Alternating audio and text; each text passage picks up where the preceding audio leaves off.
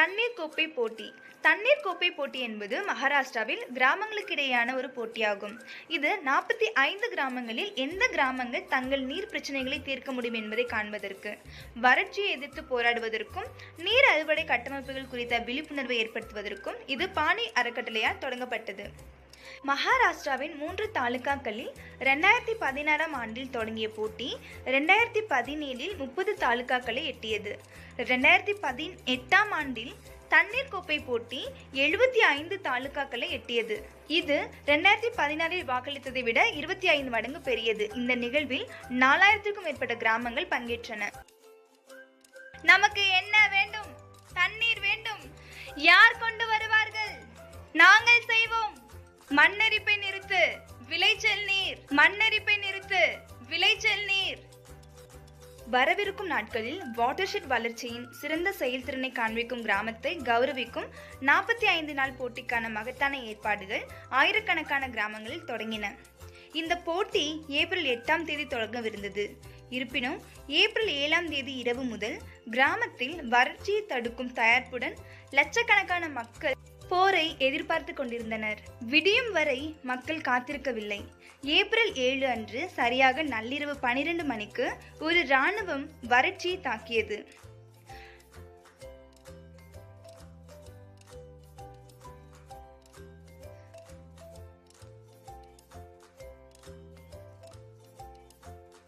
ஐந்து நாட்கள் வரை நீடிக்கும் ஒரு பைத்தியம் தொடங்கியது. வறட்சிக்கு எதிரான ஒரு போர் வெறும் 45 நாட்களில் வறட்சியை ஒருவரது சொந்த வலிமையுடன் அகற்ற வேண்டும் என்ற தீவிரமான கனவுடன்.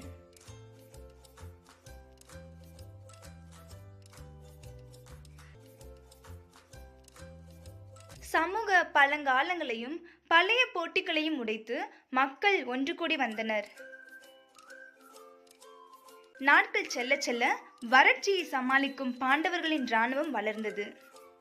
பைத்தியத்தின் புயல் அதன் சக்தியை பல மடங்காக அதிகரிப்பது போல் இருந்தது. இந்த 45 நாட்களின் ஒவ்வொரு கணமும் விலை மதிப்பற்றது. வீணான ஒரு நொடியின் இழப்பை நாம் ஈடு செய்ய முடியுமா? எங்கள் கிராமத்தில் உள்ள ஒவ்வொரு தனி மனிதனும் நம் வறட்சியை எதிர்த்து போராட வேண்டும் என்று தீர்மானித்திருக்கிறோம்.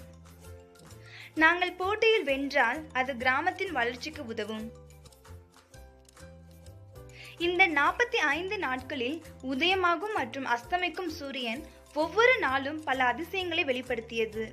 இது பெண்களின் வலிமை, இளைஞர்களின் அர்ப்பணிப்பு மற்றும் குழந்தைகளின் இராணுவத்தின் உற்சாகத்தை கண்டது.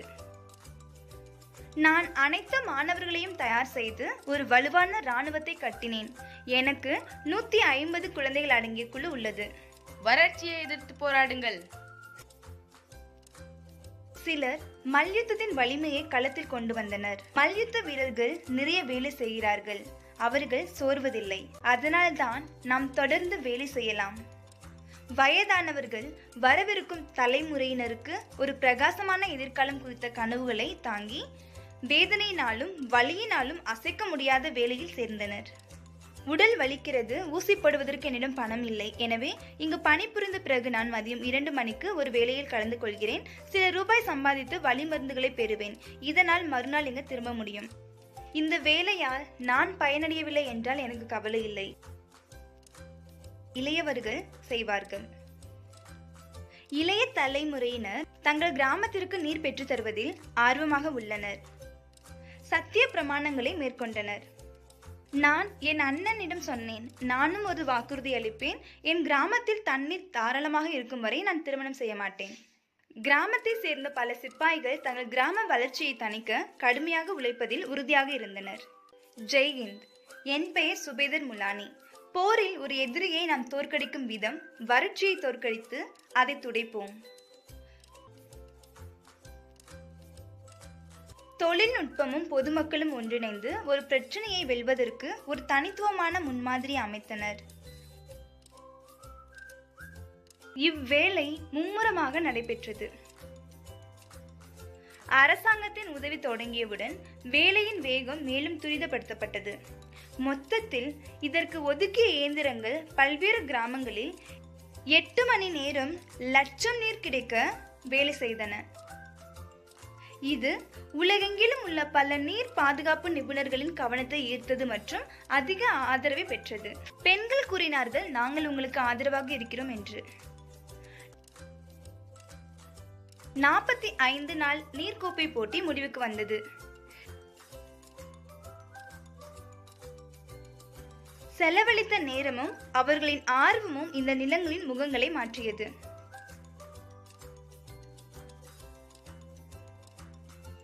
முன்பு ஒரு டேங்கர் தண்ணீருக்காக சிரமப்பட்டு கொண்டிருந்த கிராம மக்கள் இப்போது மகாராஷ்டிரா முழுவதும் 22,269 கோடி லிட்டர் தண்ணீரை அறுவடை செய்வதன் மூலம் 45 நாட்கள் தங்கள் கடின உழைப்பை நினைத்து மகிழ்ந்தனர்.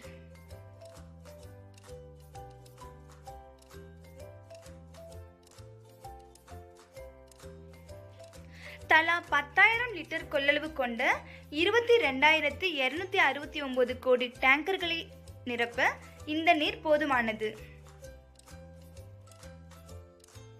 அவை ஒன்றன் பின் ஒன்றாக வரிசையாக நிற்க வேண்டுமானால் அவை பூமியை 3 மடங்கு அல்லது அதற்கு மேல் சுற்றி வரும். சந்தையில் இந்த நீரின் மதிப்பு 4,454 கோடி ரூபாய்.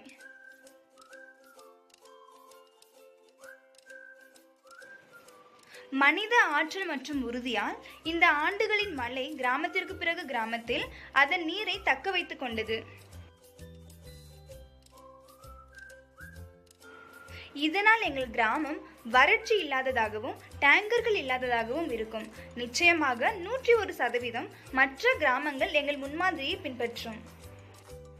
இந்த ஆழ்ந்த ஆர்வமும் தண்ணீரை அறுவடை செய்வதற்கான உறுதியும் மனதை தண்ணீர் போல அமைதியாக ஆக்கியுள்ளது. இதயங்கள் ஒன்று சேரும்போது நீர் அறுவடை செய்யப்படுகிறது. மக்களும் தண்ணீரும் கிராமத்திற்கு பின் கிராமத்தில் தங்கள் புதிய நட்பை கொண்டாடுகிறார்கள். மனித குலமும் இயற்கையும் ஒன்றாக மாறும்போது மகிழ்ச்சி அடைகின்றன.